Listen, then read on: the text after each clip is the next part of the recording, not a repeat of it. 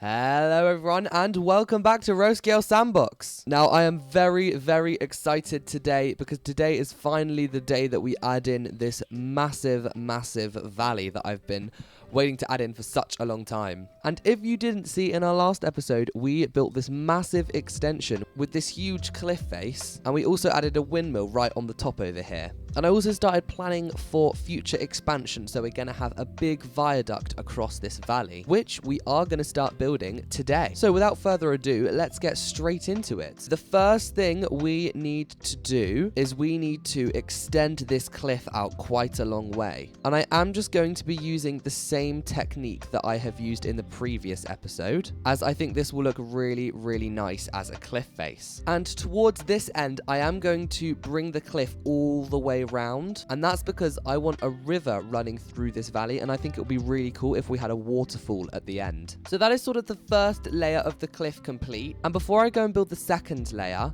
I want to plan out where the river is going to go. So first things first, I'm just going to shrink back this base plate, and at this point I'm also going to have the ground a little bit higher, so we've got a little bit of space for the river to lie in. And from here I'm going to use these little grass segments to hopefully shape the curve of the river. So that is one side of the riverbank. As you can see, I've really tried to capture quite an organic shape when it comes to curves and stuff. And then I'm going to go and put in the other side of the riverbank, which will loosely follow, but might, swerve out and in to have narrower and wider parts of the river.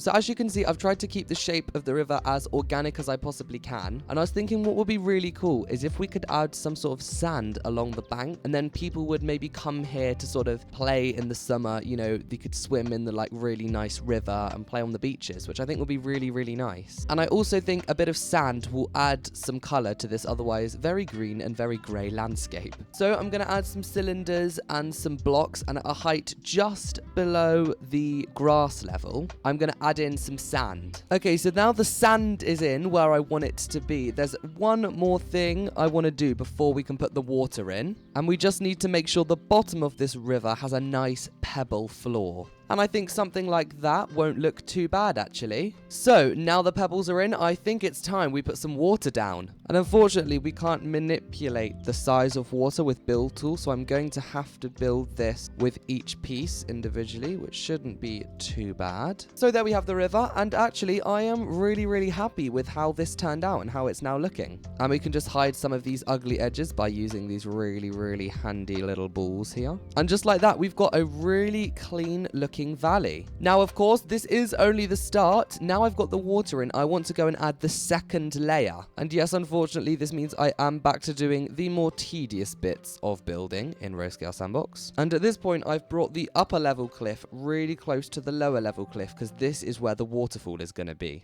And no, I still haven't really figured out how I want to do the waterfall yet, so that'll be a bit of trouble for future me. That actually wasn't too bad, and now I can really see how this whole valley is going to start to come together and take shape, and I'm really excited. So, the next thing that needs doing is we need to fill in all of these little gaps. And I'm firstly going to fill the outwards curving cliffs with these nice cylinders. And now I've got the more annoying job of filling all the inwards curving parts. Alright, that is the first layer done. Now it's time to go and finish off the second top layer. That has taken me some time, but I am really glad it is finally done because this area is looking so nice now. I don't know what happened over here, but we seem to have some sort of height dispute between the cliff and where I was adding this in. So on both layers, I had to step down the terrain a little bit. But actually, I don't mind how it looks on the circles when the terrain steps down. I think it's okay. So now I'm looking at the terrain. I've actually realized waterfalls cut back into the land a bit.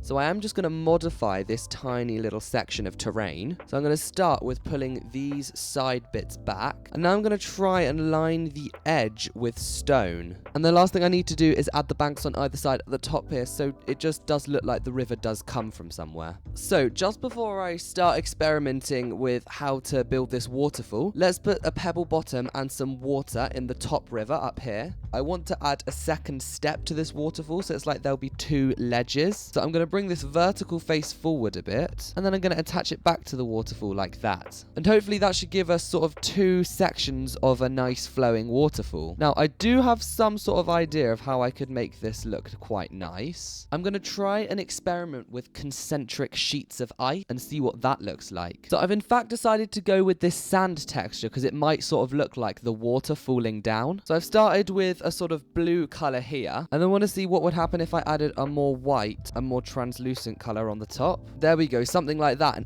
And actually, I might try and add a third very, very translucent layer on the top and see what that does. There we go. I really like that. That looks very much like a waterfall, I have to say. Okay, so now the first layer is done. I'm going to go and repeat that down here, and hopefully these will look just as good on the second level down as they did on the first. And of course, in between the layers, we've got to have some of this water as well. And so there we go. That is the waterfall complete. Now, I'm pretty sure there are other ways and probably better ways that you can make a better looking waterfall. However, this is my first try and I am pretty happy with how this turned out. So now the only thing left to do is add in a whole load of foliage. And of course, that is going to start by lining the bottom of these cliffs with some bushes. And of course, once we've got the oak bushes in, we need to add some of the birch ones. All of a sudden, it's looking so much nicer now we've got these little plants in. And now the final thing we need to do is add a load of trees around everywhere. I told a lie, that was not the last thing I want to do. There's just one quick little thing before we finish. I've got to continue these balls round just so that the sight line is nicely finished off. And we shall just assume that the waterfall originates from lots of trickles coming down these hills. And then from this point onwards, I'm just going to leave it because this is where the viaduct will come in, and we'll see what happens over here next episode. Alright guys, unfortunately that is all I have time for today, but stay tuned because next episode is the big one.